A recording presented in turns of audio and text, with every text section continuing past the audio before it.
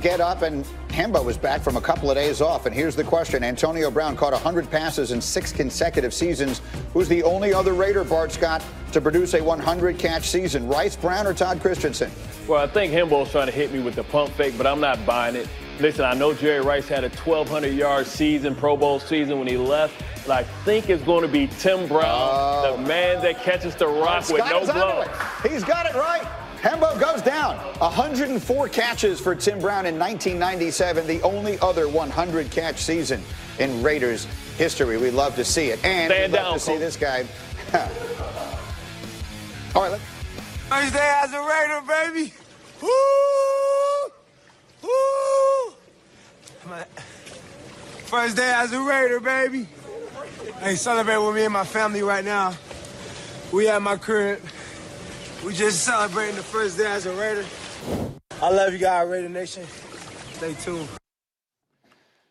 Interesting, because push-ups in the pool is the way I celebrate great days in my life. Also, as we bring Drew Rosenhaus into the conversation, who's Antonio Brown's agent and so many other players over the years. Drew, thank you for doing this. Let's put it as simply as we can. How'd this get done? Well, the Raiders and the Steelers reached an agreement on compensation, and Antonio and I reached an agreement with John Gruden and the Raiders on a contract renegotiation, and it was a great fit. Antonio was extremely excited about playing for Coach Gruden, being a part of Raider Nation. Derek Carr is one of the top quarterbacks in the league. They're an outstanding, traditional, marquee franchise. This is a team that Antonio is pumped to be playing for. They've got 3 first-round picks. They're going to Las Vegas after this final season in Oakland. We couldn't be more excited about it. Antonio is obviously pumped.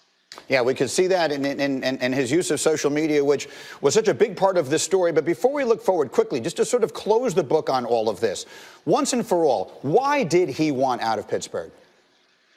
Well, it really deteriorated the last week of the season. The relationships fell apart between Antonio and members of the organization.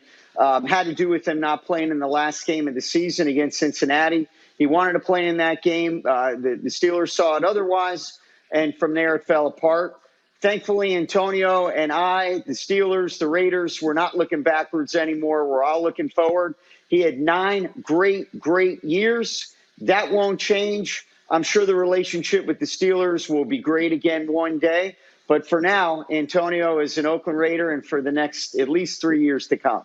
And so for his circumstance, that is done. But Adam Schefter was talking earlier about how this deal could have wide-reaching ramifications and that a lot of NFL teams around the league are concerned about it, and a lot of wide receivers around the league are excited about it. You represent a lot of players. What do you make of the notion that this might be some sort of paradigm shift? I think every deal and every player and every team, every negotiation is on a case-by-case basis. It depends on the player, the agent, and the team. Every situation is based on leverage. Players get released every day in the offseason who have contracts. Teams drop guys that they just signed deals. Why shouldn't a player who is unhappy with his situation not be able to improve his team or his contract? It should work both ways. It hasn't always. Hopefully that will change for the better. In what way could it change? Just quickly here, Drew, because there are people who look at it, and I agree with you. I think he did what he had to do, but there will be people who look at it and say, if there was a system in place in which a player didn't have to go to the lengths Antonio Brown had to go to make this happen, it would be better for everybody. Is there a way we could see this working out where he doesn't have to do the things he had to do? Let's just say if we look forward, if there are players who are unhappy with their teams and unhappy with their contracts, or they seek a trade for all the right reasons, that's something that hopefully will continue to happen. One trend I have seen is far more trades in this league than in the last several years. I think it's more progressive. I think the Players Association, players are getting more involved.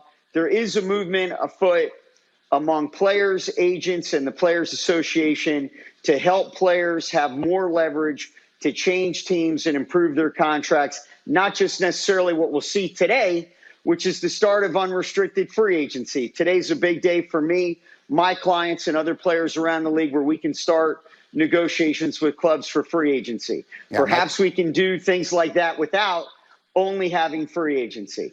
Yeah, it's my favorite phrase in the world, legal tampering. Drew, thank you so much. We appreciate it. Well done here. Congratulations on getting this deal done for AB, and we'll see you again soon. Now, there's another situation a lot of people are keeping an eye on, and it centers around the New York Giants. They've got a lot of interesting decisions to make. Obviously, Eli Manning, 1 year, $23.2 million in cap hit remains on his deal. The Giants also have big questions on defense. They passed up an opportunity to franchise 3-time Pro Bowler Landon Collins, so he's free. Saturday, they traded Olivier Vernon to the Browns for right guard Kevin Zeitler, so it's a time of transition in some ways for the Giants.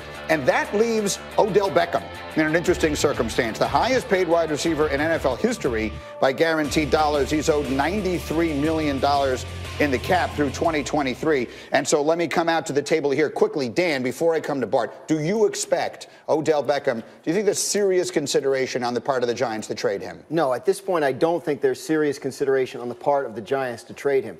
But they're going to keep getting asked. And if an offer comes across their table that is significant enough for them to pay attention to, I don't think they can completely rule it out. As of now, no active discussions, but there are teams that want at this player. There are teams that believe that ultimately the Giants might trade him, and so they're going to keep getting those inquiries. Yeah, and it's logical on the day after one of the best receivers in the sport is traded. Bart, what would you think of the Giants trading Odell Beckham? I think it would be laughable. You're talking about generational talent. You can take his early years and compare him to Randy Moss.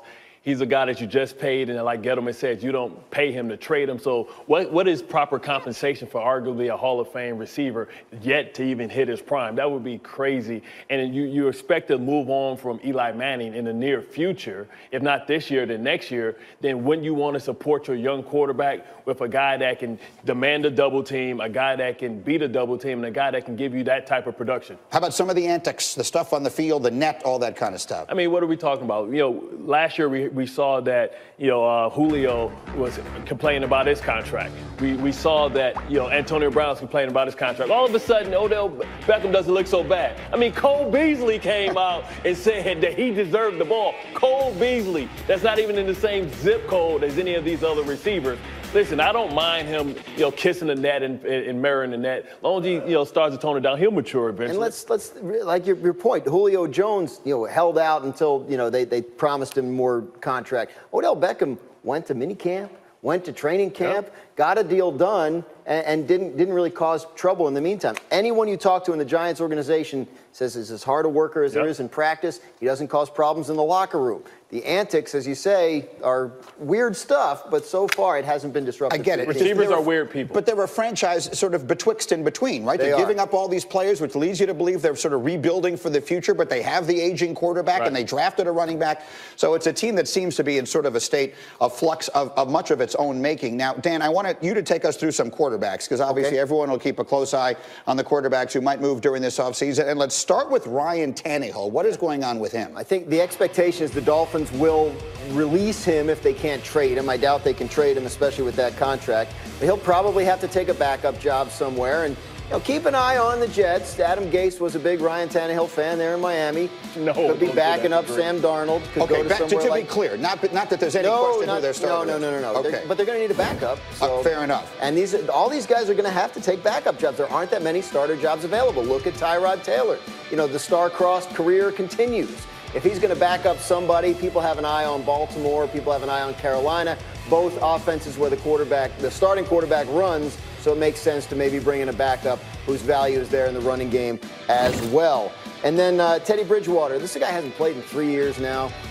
Unless things really fall apart in Jacksonville with Nick Foles, which I don't anticipate, and unless Miami decides to bring in Teddy Bridgewater and give him a shot to start, he's probably got to go back someone up again. And that could be Drew Brees in New Orleans. It could be Phillip Rivers with the Chargers. Someplace where you can look and say maybe the starter doesn't have a lot of years left, although these guys keep playing much longer than they used to. But Teddy Bridgewater may not get his shot just yet. What do you think of Bridgewater? I love Bridgewater. I think he showed us that the knee was better. Last year we saw him get hit in the Jets game. We saw him move around the pocket. We saw that he was able to deliver the ball on the field. This is a 25-year-old kid that was a franchise quarterback. And you're not going to have to give him that much guaranteed money, because Teddy Bridgewater now is playing for an opportunity. So I look at places like Miami, I look at Jacksonville, and we all assume that the fact that they got rid of all these players and created cap space was for Foles, but they had aging quarterbacks, and they were already projected to be $20 million over the cap coming into this season.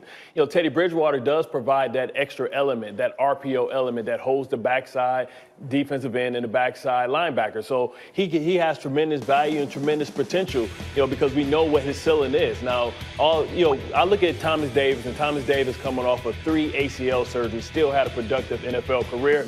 Teddy Bridgewater is younger, and I think he'll evolve. I just think from Jacksonville's standpoint, the way they're looking at it and why they prefer Foles, they believe they can be a playoff team. They were a playoff team 2 years ago. They think they can get back there. Foles has proven more. He's won playoff games the last couple of years, whereas Bridgewater is still a projection to a large extent. Well, but Foles proved what he can do in a type of system. Yes. Wasn't so great when he went out there with Fisher with the Rams. He didn't look like the same Nick Foles. Who was? Yeah, he's obviously had ups and downs, but coming off the big ups. Tannehill's an interesting one to keep an eye on. It's a guy when he's played, hasn't played that badly. He's just been hurt a lot. All right, 34th straight year. We've got Champ Week continuing tonight with the West Coast Conference semifinals. You see the #1 team in the country, Gonzaga, taking on Pepperdine, then San Diego and St. Mary's. You can catch all the action live on the ESPN app from anywhere. Keep up with all the great college basketball action and much more. Antonio Brown as we continue. A Hall of Fame receiver, Randy Moss, joins us live.